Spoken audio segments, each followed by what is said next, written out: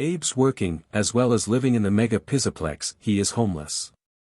He dreams of getting a promotion so he can get an apartment in the Fazplex tower. A new director arrives and finally gives Abe the promotion. He got himself a room that was off limits, though as he stepped in, he sensed nothing wrong with the apartment. One of the Bobbiedots, 3, welcomed him and introduced him to his new apartment, and kinda flirted with him.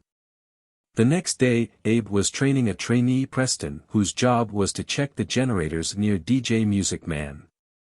A little after, they were in the bathroom and DJ Music Man's hand reached through the bathroom door grabbing Preston's leg, but Abe also got a hold on it, so he rescued Preston.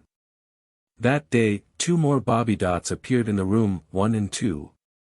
As they were having dinner, Abe questioned the Bobbiedots about the previous owner's whereabouts, but the Bobbiedots seemed to avoid his questions. Abe also gave them names, Rose, Gemini and Olive.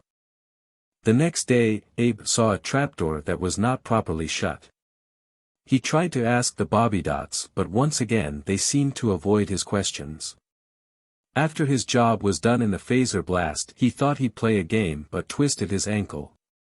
At night, he suddenly woke up to a strange sound, then went to the bathroom feeling like he was being watched. The same sound woke him up the next night but vanished when the Bobbiedots turned on the lights. During a midnight snack, Rose revealed the trapdoor's purpose. It led to the place where the first generations of Bobbiedots, Gen 1s, hid, occasionally coming down to help.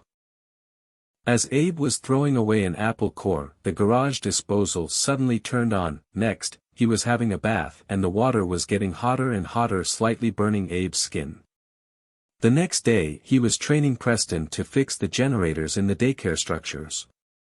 We also learn more about the daycare attendant. The Sun robot was an old animatronic. Part of his theatrical shtick was to turn evil when the stage lights went off. When it was reprogrammed as the daycare attendant, the darkness trigger couldn't be removed, and Fazbear Entertainment found it cheaper to just put backup generators than to fix him. On a Saturday, he wanted to bake some cookies but the burner under his arm flared on and his hoodie's sleeve caught on fire.